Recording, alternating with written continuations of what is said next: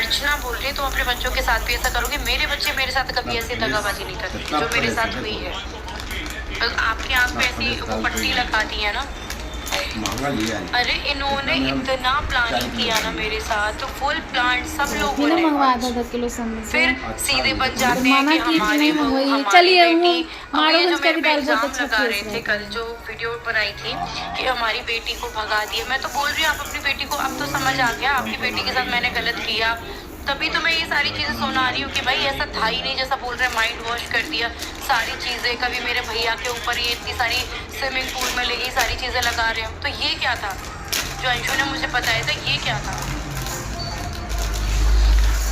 ये नहीं मनाई रहो नहीं मनाई देखा ना फेटो तो ना दे दिले हवा दी सब अंशु ही तो बीच में है। जब पापा जी ने चीज बोली थी तो इतना उन्होंने क्या मिला बोला कि देती तो कर दाम अंशु हो अब जाती। खुल गई है। पहले सपना ने उसको अपने उसमें फंसा लिया था बातों में, पता नहीं क्या क्या चीजें, और अंशु ने बताया कि उसको स्विमिंग पूल में ले जाके पता नहीं क्या क्या उसके साथ किया, और उसके भैयाओं ने आते थे ऊपर पता नहीं क्या क्या किया। फिर भी अंशु मेरे साथ रहती थी, वहां से जाने के बाद भी वो मेरे साथ थी, और ये सारी चीजें उनकी जो प्लानिंग कर रहे थे अंशु के पापा जी और हमारे ससुर जी, सारी प्लानिंग वो मुझे बता रही थी कि इनका पहले से ही प्लान था आपको वहां से भगाना और ये सब कुछ करना।